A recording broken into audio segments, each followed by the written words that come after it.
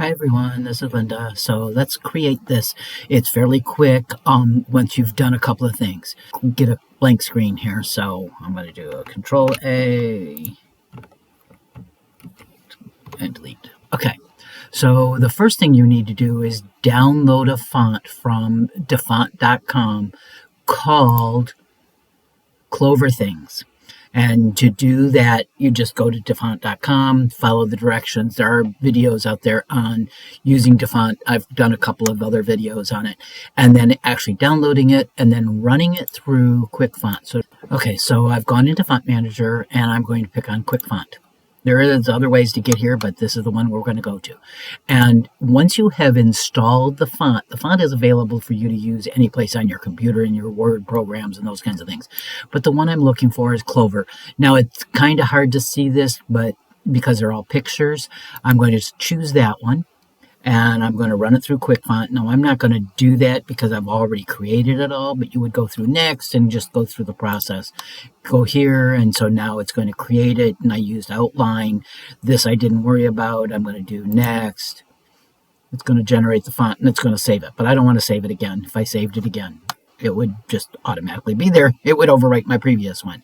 If you want at this point, you can actually print a catalog, which is kind of nice. So then you know that this is a capital A and this is the capital B and this is the capital C. So you can actually go through all of that. So we're going to do, I'm just going to exit out of here. And once you've created it, it's there. So I'm going to now use it when I go over to create. And I'm going to go to create. I'm going to go to Word Sculpt.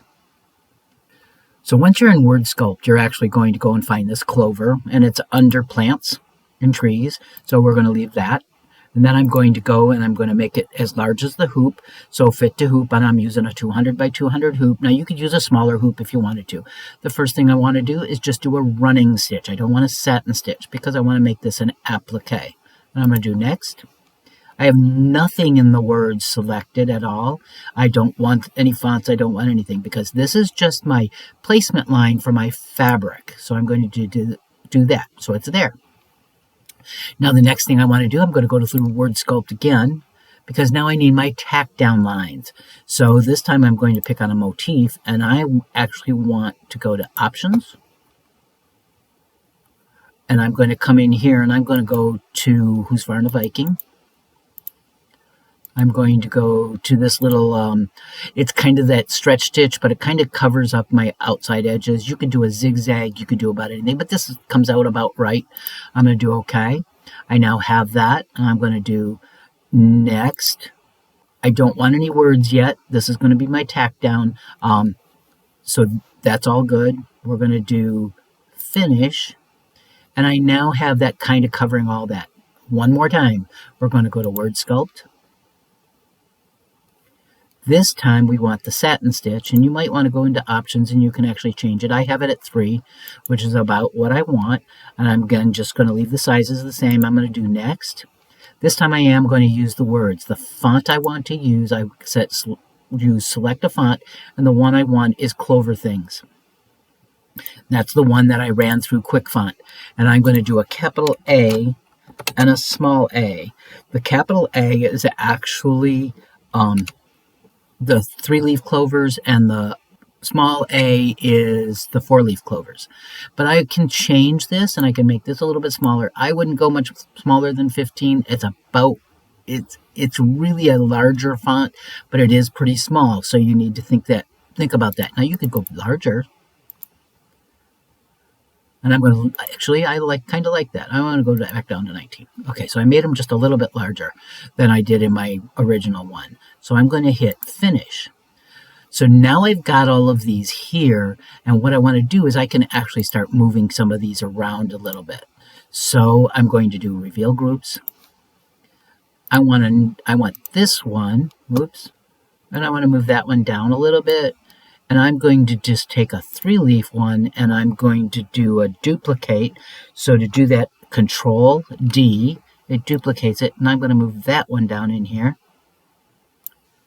And I can rotate it just a little bit. I can move some of these around a little bit, just making sure that you get those 4 arrows when you want to move things around. Okay, so that's not too bad. We're going to leave it like that. I'm going to come back over here, and I want to actually color sort these so that I don't have a whole bunch of them as individuals. So I'm going to do home. I just want to do this one, and I want to do combine and combine selected, and then color sort those, and I can come in here and I can change my colors. Now, right now, you have this stitch, which is the blue, which is the first one, which is your stitches that are going to tell you where you need to lay everything. 2 is actually going to be the tack down stitches. So let's change that to a different color. And I had changed this here. Let's go into back to my normal standard colors, and I'm just going to pick on a pink. Don't worry about the colors again. You just want to know that that's there. Now these are going to be all of those stitches that does all of the clovers.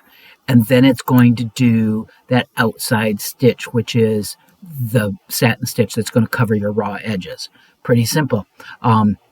Now the other thing I want to do is I actually want to add some applique fabric so I can run it through the cutter. I'm going to do applique, and I'm going to pick on this first one. So because I've separated these into separate pieces, I can actually select this first one, and this time I don't have to actually draw it. I'm going to do express applique. If found one that it can do, I'm going to choose my fabric. Okay, so it's really it's pretty good. Okay, so it's all set to go. I can use my cutter now to do that. Now let's add St. Patrick's Day. I just want to letter. It's Corinthian. Happy St. Pat's Day, Patrick's Day, whatever you want to do. So I put in Happy St. Patrick's Day, Corinthian. I'm just going to leave the default size just as it is and hit apply.